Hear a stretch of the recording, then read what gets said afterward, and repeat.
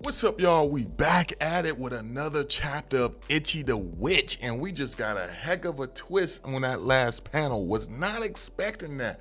But when it comes to this slumbering magic beast, the Baku, I really think I know how its power work and how it affects people and why it has the guy Roku so mad. Now, from my understanding, I think the power of that magic beast, it erases your memories. Like, you see that it's making all these people happy, it's putting them all at ease, they revere it as a god. And I feel like when these people come up to this magic beast and they're upset and angry about something, or just hurt about something, like, you know, losing a loved one like the princess is, I believe when you go to this magic beast, it completely erases your memory of that thing that's causing you pain and suffering, and it uses that to build up its power, or whatever the case may be. That's my understanding of it. That's how I feel like it actually works. Now, I could be 100% wrong. You know, I could be partially right. We'll have to wait and see. But that's what I believe its power is. Just because how the people are acting and how they revere it, for bringing joy and healing and just all the rules to it. Like, yo, if you try to hurt it, you're an enemy of the country and you will be executed. It just feels like it's erasing people's memories of things that hurt them. And the crazy thing is, you know, when it does that, it may erase their memory completely of that thing. Like when it comes to the princess, you know, she was grieving over her mother. And I feel like it might be a situation where the princess may not even remember her mother.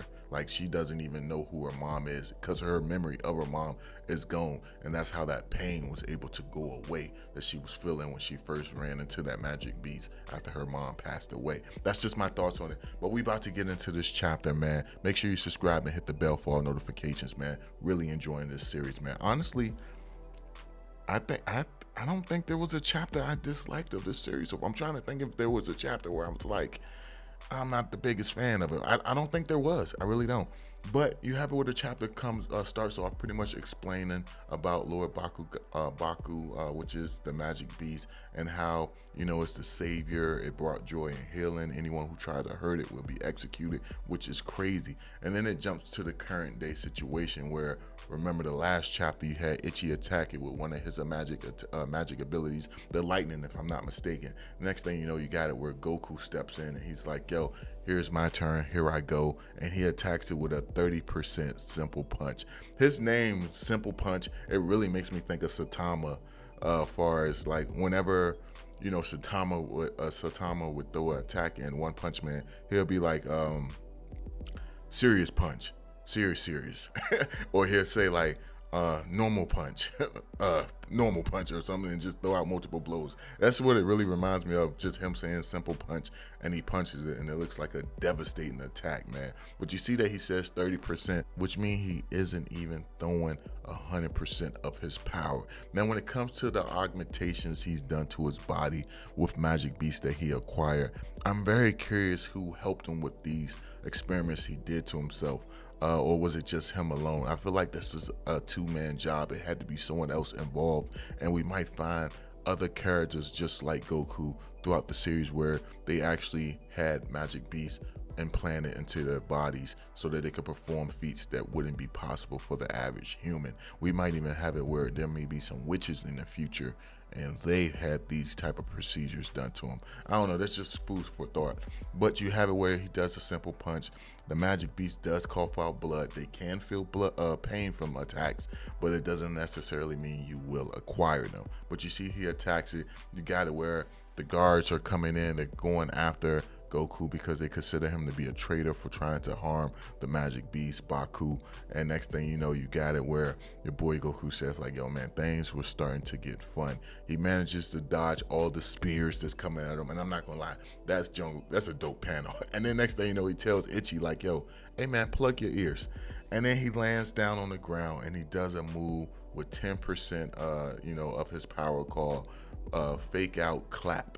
And it's pretty much he claps his hand and it makes like a shock sound wave, and you see everyone's grabbing their ears. Now, I don't care how much Ichi covered his ears with his bare hands. Now, I don't think he would have been able to avoid or reduce the effect of that clap. Now, maybe if he had earplugs on, but him just doing this, shouldn't have blocked all of that sound. He should have felt some type of effect from the fake out clap. That's just my opinion on it. But they use it as a distraction while everyone's holding their ears for them to escape. And while all that's going on, you see a moment where your boy Goku looks at the princess, and the way he looks at her, in my mind, I'm like, yo, he's about to kill her. Like, she's a target. He sees something about her, and there's something up with her, and he's gonna eliminate her. Because the look he gave her kind of reminded me of the look that he gave Yoru when Yoru was telling him to take out Ichi. That's just the vibe I got from this. But you got it where, you know, the people in charge, they're upset with Goku. They are aware of who he is.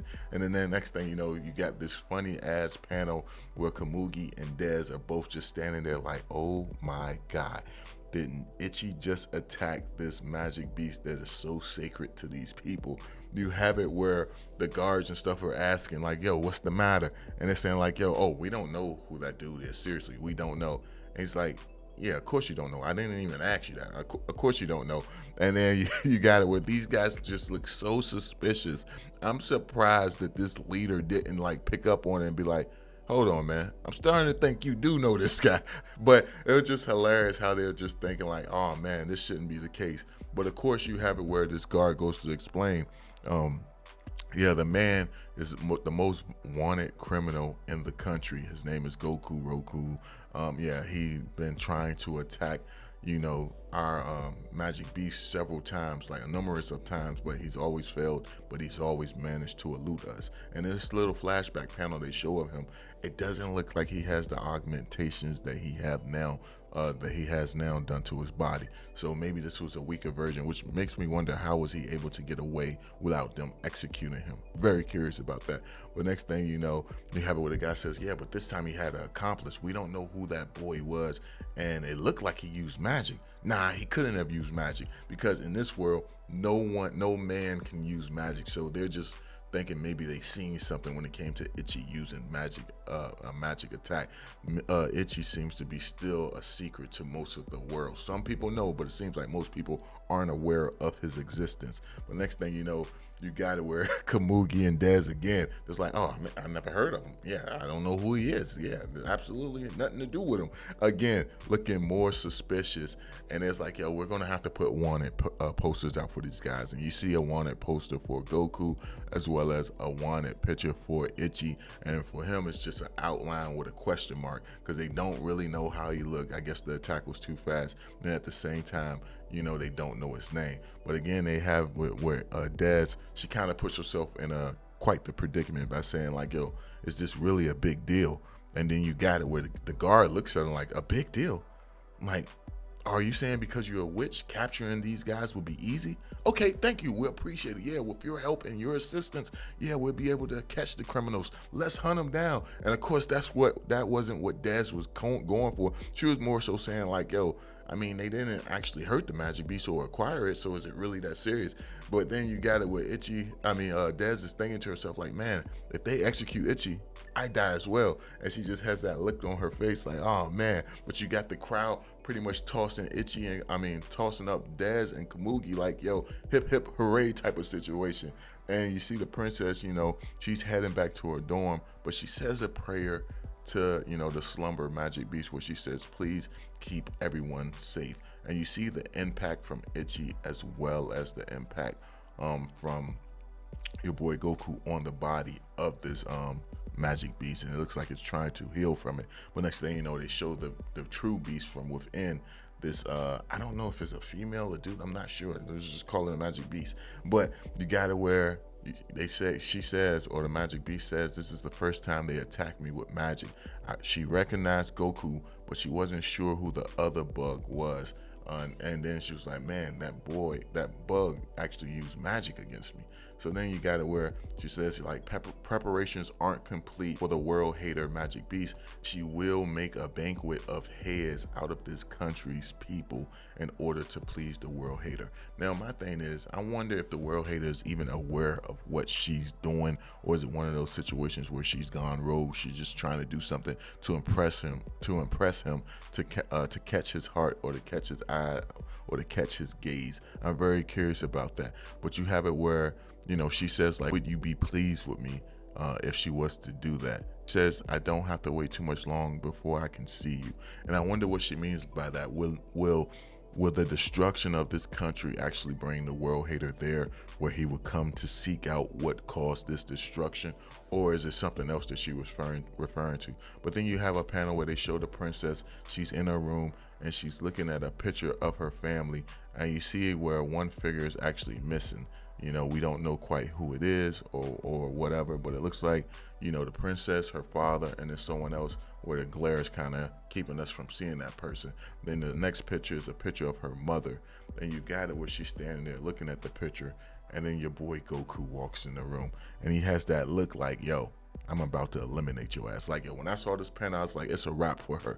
And you got it where Goku goes to say, like, yo, somebody's not being careful. You ought to make sure the doors are locked and the windows. And then he's walking towards her, and they got this dark, sinister look. And I'm like, yo, he's about to kill her. Next thing you know, he bows down and kisses her hand and says, I'm home, elder sister. And she says, Goku, I'm so glad that you're okay. And then you have Ichi watching from the window as all of this go down, as well as Yoru. He's observing as well. And that's how the chapter ends. So it turns out that this is the sister of Goku, which means he is a prince as well. Well, his sister will have to pass away for him to be next in line to claim the throne, but I wonder if he can, since he's considered a criminal of the country. But like I said, that's what brought me to the conclusion where he's considering this magic beast to be evil, because his sister probably forgot all about their mother, and they probably shared some great memories with their mother growing up, and the fact that she doesn't remember is upsetting Goku, and he probably wants his sister returned back to normal. That's just my thoughts on the chapter. Now, I could be completely wrong, but you guys can let me know y'all thoughts down below. And if you like this video, thumb it up, please subscribe, and hit the bell for all notifications, and I'll catch you in the next one. Peace.